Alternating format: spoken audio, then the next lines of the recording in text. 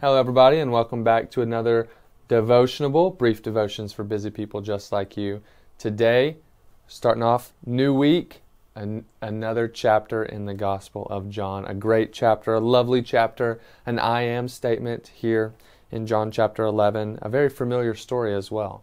So there's a guy here in this chapter of John named Lazarus, who you and we know this story well, but Lazarus has two sisters, Mary and Martha, and they care for him greatly.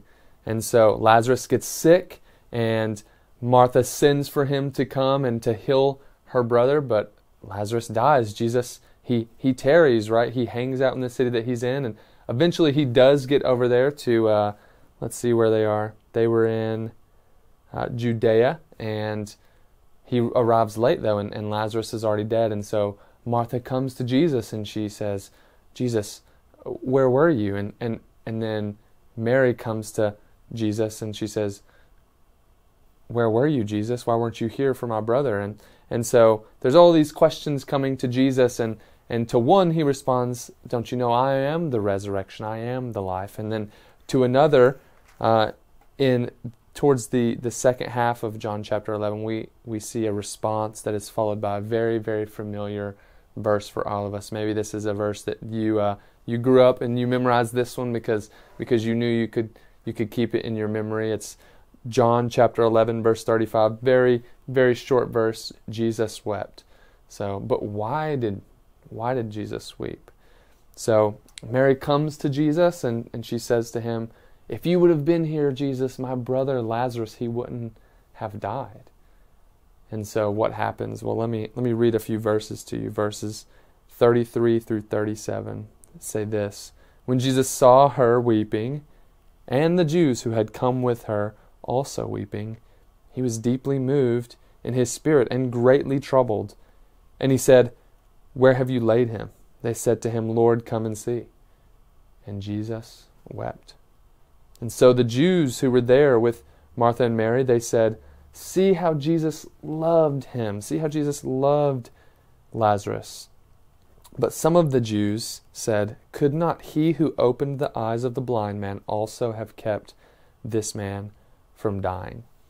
And so these Jews who are looking at this situation of Mary and Martha losing their brother Lazarus, this guy who's going around and he's performing miracles, he gets here, he's too late. Lazarus is already dead.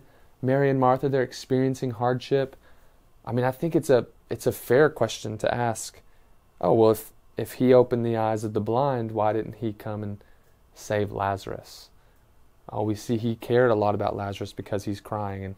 And I think there's some stuff going on in the mind of those Jews like, oh, Jesus is crying because he's just like us. He knows that Lazarus is dead and there's no hope for him. Oh, he just missed his opportunity to intervene. But what they miss is something that you and we get a glimpse into at the beginning of chapter 11 of John. Verse 4 says, but when Jesus heard it, the news about Lazarus' sickness, he said, this illness does not lead to death. It is for the glory of God, so that the Son of God may be glorified through it. Jesus, just so you know, Lazarus, he did die. This sickness, it did lead to death. But, of course, you and I know the full story. Later on in chapter 11, we see that Jesus has the stone at the tomb moved away, and this man who had been in the tomb for 4 days, Lazarus, he comes out. And it's almost like a foreshadow of something to come in the future. Jesus, in the seventh sign in the Gospel of John, his seventh and final sign, he shows that he has authority over death. Something that I will experience one day, you will experience one day. No one escapes death. And so death seems to be the conqueror of all. But Jesus shows himself to have authority over it. When he raises Lazarus from the dead, and ultimately when he himself raises from the dead 3 days after his crucifixion. But I say all this because I want to bring out a point made by the Jews, something that I think you and I have a tendency to think sometimes. All right, so what do the Jews say in verse 37? They say, could not he who opened the eyes of the blind man also have kept this man, Lazarus, from dying?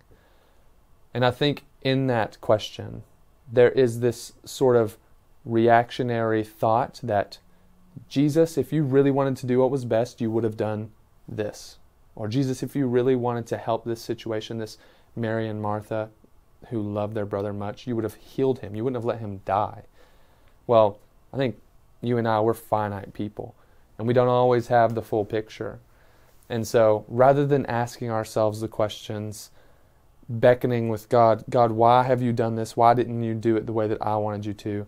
I think we should seek to exercise trust in God. We don't always have the full picture like these Jews didn't. They didn't know that Jesus was going to raise Lazarus from the dead, and it was going to be something that brought great glory to God and ultimately causes Jews to pursue Jesus and to kill him, to put him on a cross. And guess what comes out of Jesus' death on the cross? I mean, the greatest gift of all for me and for you. And so God is up to something even when we can't see the full picture. So hope you remember that today as you go throughout the rest of your day. So hope this is a blessing to you, and I hope you guys have a great rest of your day.